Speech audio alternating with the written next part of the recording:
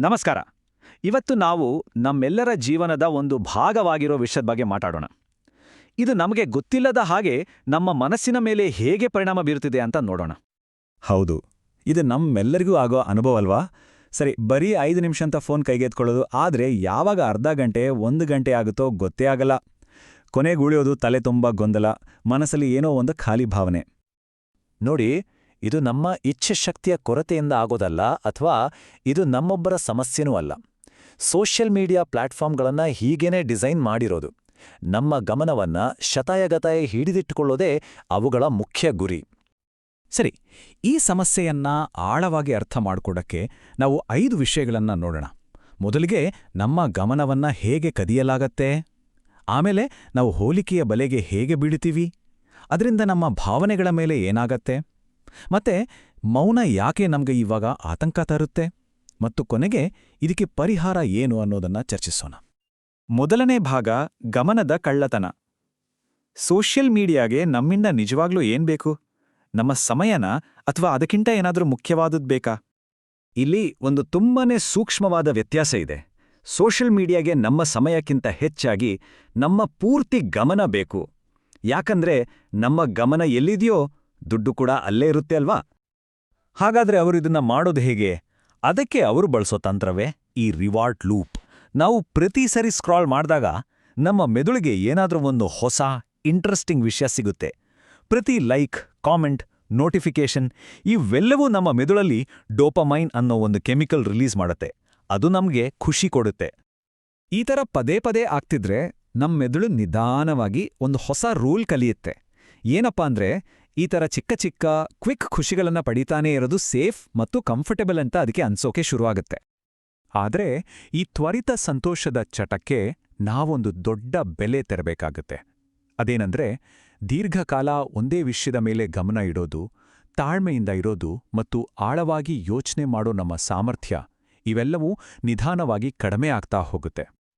ಸರಿ, ನಮ್ಮ ಗಮನ ಕಳೆದು ಹೋಯ್ತೋ, ಆದರೆ ಕಥೆ ಇಲ್ಲಿಗೆ ಮುಗಿಯಲ್ಲ. ಮುಂದಿನ ಪೆಟ್ಟು ಬೀಳೋದೇ ನಮ್ಮ ಆತ್ಮವಿಶ್ವಾಸಕ್ಕೆ. ಅದೇ ಈ ಹೋಲಿಕೆಯ ಬಲೆ. ನಾವು ಇನ್ಸ್ಟಾಗ್ರಾಮ್ ಮತ್ತು ಫೇಸ್ಬುಕ್ ತೆಗೆದಾಗ ನಮ್ಗೇನ್ ಕಾಣಿಸುತ್ತೆ? ಜನರ ಜೀವನದ ಪರ್ಫೆಕ್ಟ್ ಚಿತ್ರಣ ಅಲ್ವಾ? ಅವರ ಜೀವನದ ಬೆಸ್ಟ್ ಮೂಮೆಂಟ್ಸ್, ಎಡಿಟ್ ಮಾಡಿದ ಫೋಟೋಗಳು, ಫಿಲ್ಟರ್ ಹಾಕಿ ತೋರಿಸೋ ಯಶಸ್ಸು, ಇಷ್ಟೇ ಕಾಣೋದು. ನೋಡಿ, ಇದೇ ಅಲ್ವಾ ದೊಡ್ಡ ಸಮಸ್ಯೆ. ಇಲ್ಲಿ ನಡೀತಿರೋದೊಂದು ಅನ್ಯಾಯದ ಹೋಲಿಕೆ. ನಾವು ನಮ್ಮ ಜೀವನದ ಎಲ್ಲಾ ಕಷ್ಟ, ಸುಖ, ಗೊಂದಲಗಳನ್ನ, ಅಂದ್ರೆ ನಮ್ಮ ತೆರೆಮೆರೆಯ ಕಥೆಯನ್ನ ಬೇರೆಯವರ ಪರ್ಫೆಕ್ಟಾಗಿ ಕಾಣೋ ಹೈಲೈಟ್ ರೀಲ್ ಜೊತೆ ಹೋಲಿಕೆ ಮಾಡ್ತೀವಿ. ಈ ಥರ ದಿನ ಕಂಪೇರ್ ಮಾಡ್ತಾ ಇದ್ರೆ ಕೊನೆಗೇನಾಗುತ್ತೆ?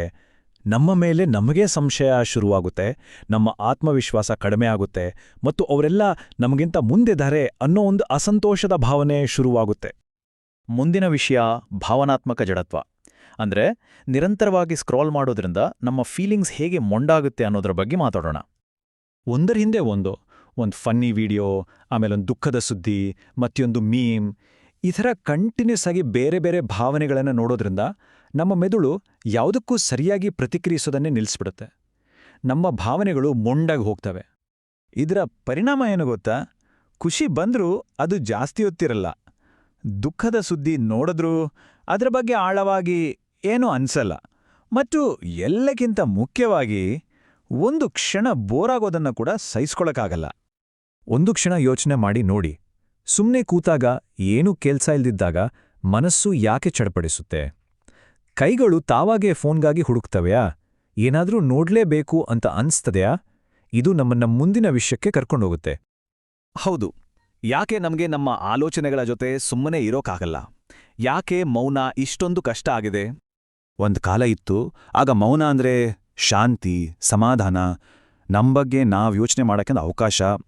ಆದ್ರೆ ಇವತ್ತು ಮೌನ ಅಂದ್ರೆ ಎಷ್ಟೋ ಜನರಿಗೆ ಆತಂಕ, ಚಡಪಡಿಕೆ. ಇದಕ್ಕೆ ಕಾರಣ ತುಂಬಾ ಸಿಂಪಲ್.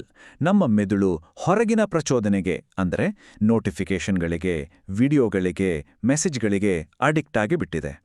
ಫೋನ್ ಪಕ್ಕಕ್ಕಿಟ್ಟಾಗ ನಮ್ದೇ ಆಲೋಚನೆಗಳು ಕೇಳಿಸೋಕೆ ಶುರುವಾಗುತ್ತೆ. ಅದನ್ನ ತಪ್ಪಿಸ್ಕೊಳ್ಳೋಕೆ ನಾವು ಮತ್ತೆ ಫೋನ್ ಕೈಗೆ ಎತ್ಕೊಳ್ತೇವೆ. ಇಷ್ಟೆಲ್ಲ ಸಮಸ್ಯೆ ಕೇಳಿದ್ಮೇಲೆ ಹಾಗಾದ್ರೆ ಪರಿಹಾರ ಏನು ಅಂತ ಅನ್ಸ್ಬೋದು? ಫೋನ್ ಬಿಸಾಕೋದ ಪರಿಹಾರನಾ? ಖಂಡಿತ ಇಲ್ಲ. ಪರಿಹಾರ ಇರೋದು ಅದನ್ನ ತ್ಯಜಿಸೋದ್ರಲ್ಲ, ಅದನ್ನ ನಿಯಂತ್ರಣಕ್ಕೆ ತೆಗೆದುಕೊಳ್ಳೋದ್ರಲ್ಲಿದೆ. ನಮ್ಮ ಕಂಟ್ರೋಲನ್ನ ಮತ್ತೆ ಪಡ್ಕೊಳ್ಳಕ್ಕೆ ಇಲ್ಲಿದೆ ನೋಡಿ 3 ಸರಳವಾದ ಆದ್ರೆ ತುಂಬಾನೇ ಪವರ್ಫುಲ್ ಆದ ಸ್ಟೆಪ್ಸ್. 1. ಬೆಳಗ್ಗೆ ಎದ್ದ ತಕ್ಷಣ ಫೋನ್ ನೋಡ್ಬೇಡಿ. ಆ 1 ಗಂಟೆ ನಿಮ್ಗಾಗಿರ್ಲಿ. 2. ಬೋರ್ ಆದಾಗ ಫೋನ್ ಮುಟ್ಟೋ ಬದಲು 1-2 ನಿಮಿಷ ಕಣ್ಮುಚ್ಚಿ ನಿಮ್ಮ ಉಸಿರಾಟದ ಮೇಲೆ ಗಮನ ಕೊಡಿ.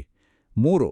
ಸ್ಕ್ರಾಲ್ ಮಾಡುವಾಗ ಬೇರೆಯವರ ಜೊತೆ ಹೋಲಿಕೆ ಮಾಡ್ತಿದ್ದೀನಿ ಅಂತ ಅನ್ಸಿದ ತಕ್ಷಣ ಆಪ್ ಕ್ಲೋಸ್ ಮಾಡಿ. ನೋಡಿ, ಈ ಒಂದು ಮಾತು ಇಡೀ ವಿಷಯವನ್ನ ಎಷ್ಟು ಚೆನ್ನಾಗಿ ಹೇಳುತ್ತೆ. ಸೋಷಿಯಲ್ ಮೀಡಿಯಾ ನಮ್ಮ ಕೈಲಿ ಒಂದು ಟೂಲ್ ಆಗಿರಬೇಕು, ಅದೇ ನಮ್ಮ ಯಜಮಾನನಾಗಬಾರ್ದು. ಕೊನೆಯದಾಗಿ ಒಂದು ಮಾತು ಚೆನ್ನಾಗಿ ನೆನ್ಪಿಟ್ಟುಕೊಳ್ಳಿ. ಸಮಸ್ಯೆ ಸೋಷಿಯಲ್ ಮೀಡಿಯಾದಲ್ಲಲ್ಲ, ನಾವು ಅದನ್ನ ಹೇಗೆ ಬಳಸ್ತೀವಿ ಅನ್ನೋದ್ರಲ್ಲಿದೆ. ನಾವು ಅರಿವಿಲ್ಲದೆ ಸುಮ್ಮನೆ ಯಾಂತ್ರಿಕವಾಗಿ ಅದನ್ನ ಬಳಸಿದಾಗ ಮಾತ್ರ ಅದು ನಮ್ಮ ಜೀವನವನ್ನ ಹಾಳುಮಾಡುತ್ತೆ. ಹೋಗೋ ಮುಂಚೆ ನಿಮಗಾಗಿ ಒಂದು ಪ್ರಶ್ನೆ. ಇವತ್ತು ಪ್ರಾಮಾಣಿಕವಾಗಿ ನಿಮ್ಮನ್ನ ನೀವೇ ಕೇಳ್ಕೊಳ್ಳಿ. ನಾನು ಫೋನನ್ನ ಕಂಟ್ರೋಲ್ ಮಾಡ್ತಿದ್ದೀನಾ ಅಥವಾ ಫೋನ್ ನನ್ನನ್ನ ಕಂಟ್ರೋಲ್ ಮಾಡ್ತಿದೀಯಾ? ಇದ್ರ ಬಗ್ಗೆ ಯೋಚನೆ ಮಾಡಿ. ನಿಮ್ಮ ಉತ್ತರವೇ ನಿಮ್ಮ ಮುಂದಿನ ಹೆಜ್ಜೆಯನ್ನ ನಿರ್ಧರಿಸುತ್ತೆ.